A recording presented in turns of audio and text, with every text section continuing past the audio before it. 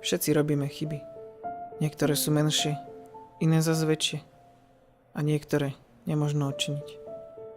Nesiem rúžu priateľka. Nezaslúžila si, ako som sa k nej správal. Všetko mi ju pripomína. Aj to, aký som bol na ňu zlý. Je obľúbená šálka.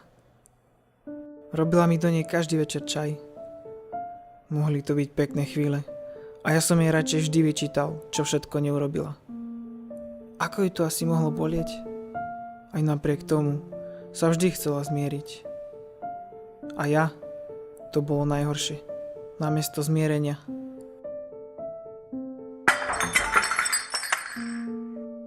Som choval hnev.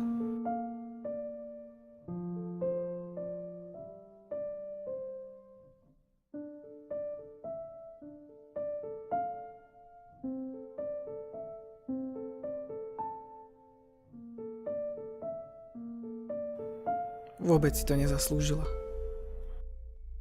Keby som jej radšej povedal, ako ju ľúbim.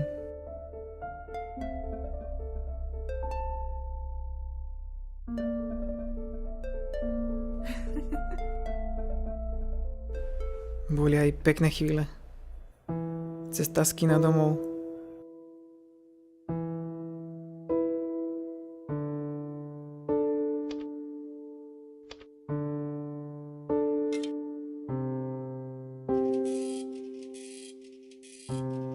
A samozrejme, som to skazil.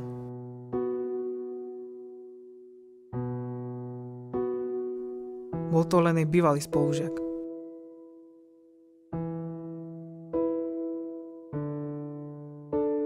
Prehodil iba pár slov. A ako som sa zachoval?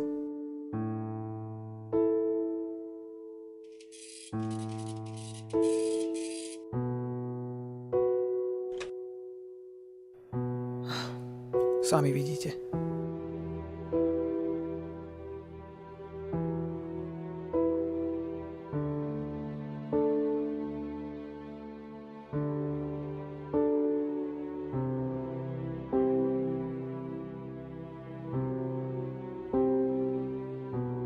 Nechal som ju tam samu.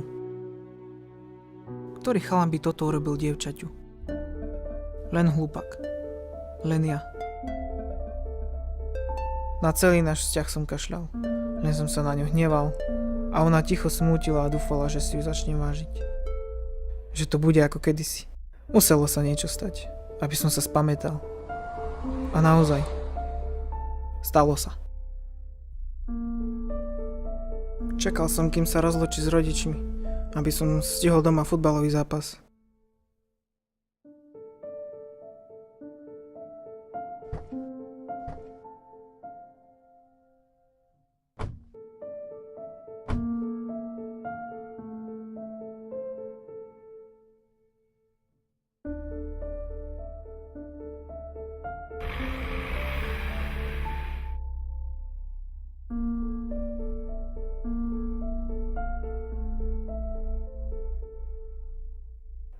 Celú cestu som na ňu kričal a ona sa mi smutne ospravedlňovala.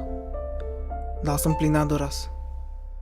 Veľmi som sa ponáhľal, v tom som počul spomal. A potom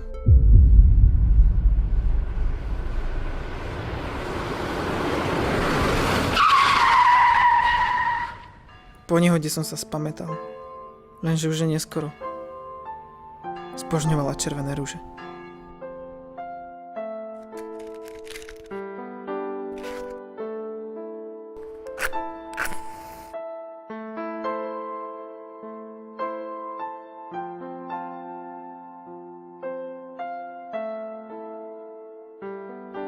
Ahoj, miláčik. Prosím ťa, odpusť mi. Keby tu tak mohla byť a mohol som s ňou znovu prežiť naše prvé rande. Prekvapila ma.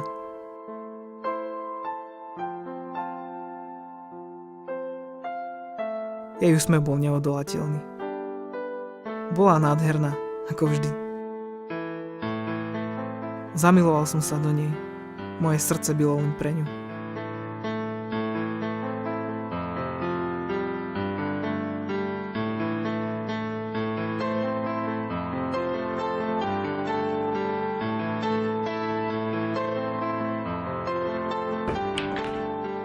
Skvelo sme sa zabávali.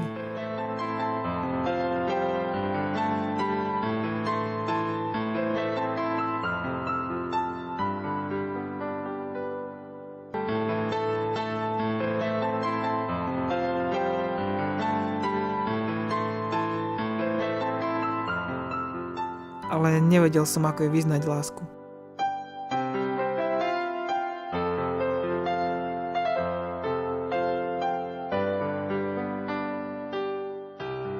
A keď sme odchádzali, na tie slova nikdy nezabudnem. S láskou v očiach mi povedala: Milujem ťa. Každý si píšeme svoj príbeh lásky. Žijeme ho. Chceme byť šťastní. Až teraz som si uvedomil, že si ním po celý život bola ty a ja. My.